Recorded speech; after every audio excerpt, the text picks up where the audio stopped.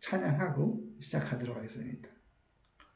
마라나타 내가 매일 기쁘게 순례의 길 행함은 주의 팔이 나를 함보하며.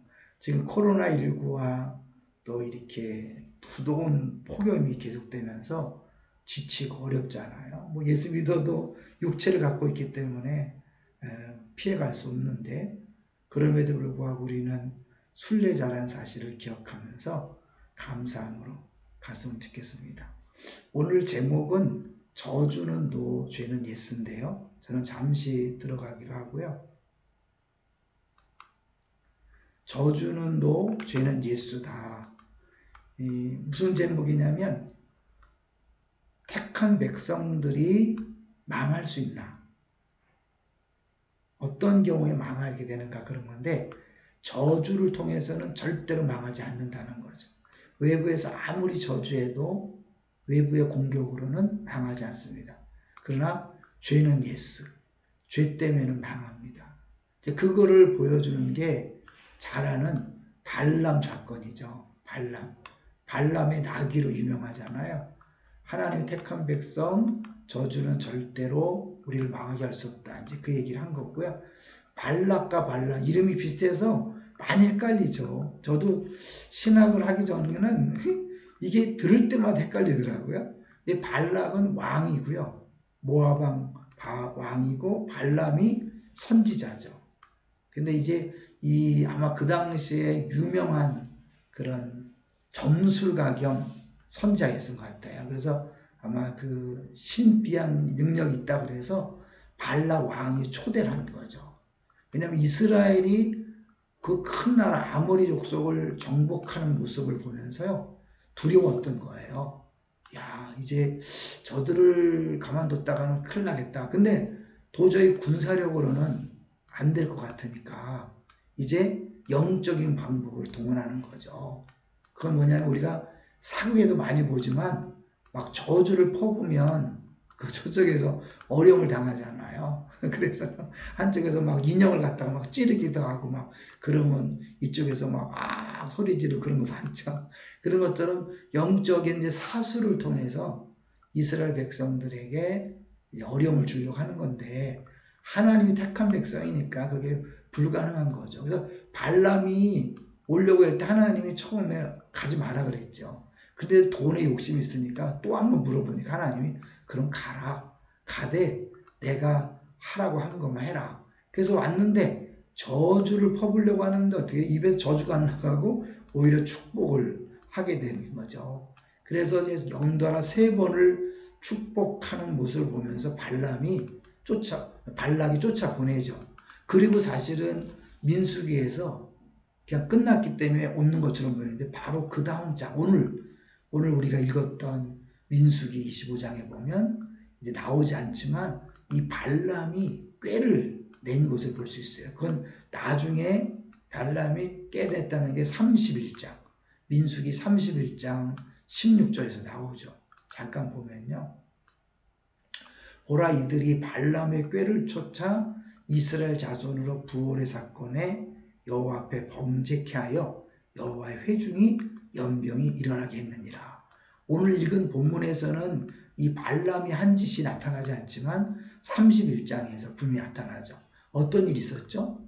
이제 음행의 죄를 짓게 하는 거죠. 그 광야 생활을 계속하면서 어떤 목사님이 그런 비유를 들더라고요. 이스라엘 여자들은 제대로 씻지도 못하고 화장도 못하고 막 그랬는데 이 모압 여자들이 갖가지 예쁜 걸로 치장하고 그 이스라엘 남자들을 유혹했을 때 100% 넘어갔다는 거죠. 근데 그들이 단순히 여자로서 유혹한 것이 아니라 우상 숭배에 그들을 초대한 거죠. 자기 신들을 제사할 때 초대한 거죠. 그럼 앞뒤 안 가리고 이쁜 여자가 초대하니까 그냥 넘어간 거죠. 근데 그게 바로 바알부를 섬기는 거였고, 먹고 절함으로 말미암아 완전한 우상 숭배를 하게 된 거죠. 이걸 보고 하나님이 막 절대적으로 분노하신 거죠. 그러니까 하나님의 진노가 나타나서요, 하나님이 그 두령들을 목매어 달아 죽여라. 하나님 이렇게 말씀하세요. 목매어 달아 죽이라는 거죠. 그래서 이스라엘이 이제 막 통곡하고 있는 거죠. 사실 그 자기 가족들을 어떻게 달아 죽여요. 막 울고 있는데 그때 마침 이 개념 없는 시므리라는 사람이 이스라엘 사람이죠. 고습이란 이방 여인을 데리고 들어온 거예요. 그리고 또 가서 또 이상한 짓을 하는 거죠. 잘 알죠. 그때 그것을 보고 사람들이 다 놀라고 있는데 제사장 아론의 손자 엘르아살의 아들 비누아스가 달려간 거죠. 창을 두고 달려가서 그 남녀가 엎어져 있는 거 그냥 찔러 죽이는 거예요. 한번 상상해 보세요. 참 놀라운 일이죠. 근데 그것 때문에 하나님께서 이스라엘 백성에 대한 진노를 멈추시는 거죠. 제사장 아론의 손자 엘르아살의 아들 비누아스가 나의 질투심으로 질투하여 이스라엘 자손 중에서 나의 노를 돌이켜서 나의 질투심으로 그들을 진멸하지 않게 하였도다. 이 한 사람의 그 행동이 하나님의 진노를 멈추게 한 거죠. 똑같은 사람이 있어요. 시므리란 사람, 똑같이 이스라엘 사람인데 대표적인 범죄자로 성경에 기록됐고 이 비느하스는요. 이 한 사람의 행동으로 끝나는 게 아니에요. 그를 통해서 그 가문 전체가 복을 받는 귀한 역사가 있었던 거죠. 보시면 그러므로 말하라 내가 그에게 나의 평화의 언약을 주리니 그와 그 후손에게 영원한 제사장 직분의 언약이라. 그가 그 하나님을 위하여 질투하여 이스라엘 자손을 속죄하였음이니라. 그래서 이 제사장 직분에 대한 것이 영원한 직분으로 된 것의 근거가 되는 거죠. 자, 다시 이제 결론을 내려드리면요. 이들가 하나님의 질투하심으로 이 비나스가 그 분노를 사실은 표현하고 말미암아 이스라엘 자손을 속죄하고 살렸고 그 아시는 것처럼 시므온 지파하고 레위 지파가 야곱을 통해서 저주를 받았잖아요. 그런데 시므온 지파는 1차 통계 때 그렇게 저주받은 것처럼 안 보였어요. 근데 시므온 지파의 사람이잖아요. 레위 지파의 비느하스, 시므온 지파의 시므리.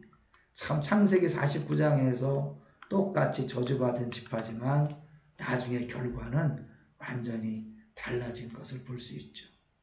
하나님이 택한 백성은요.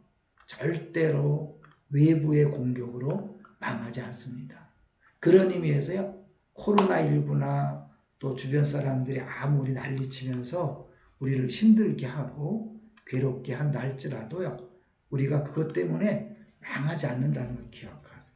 어떠한 공격, 어떠한 핍박, 환난, 심지어 아무리 저주를 퍼붓고 해도요. 우리는 전혀 문제가 되지 않아요. 왜요? 하나님이 딱 지키기 때문에. 오히려 저주하려다가 하나님께서 이 죄의 문제는요. 그냥 지나갈 수 없잖아요.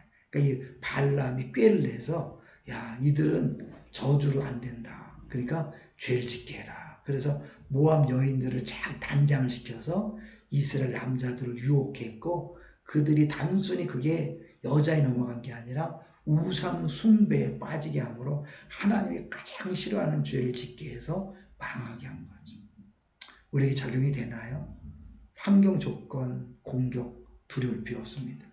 아까 얘기했던 이명관 집사님 회사의 어려움 그런 거 두려워할 게 없습니다.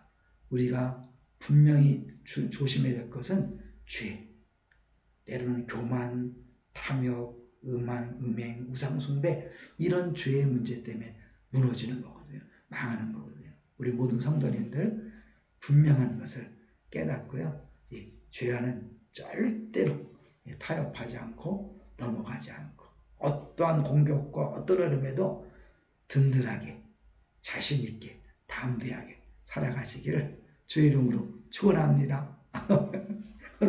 여기까지 했습니다. 이 노트북을 하다 보니까요.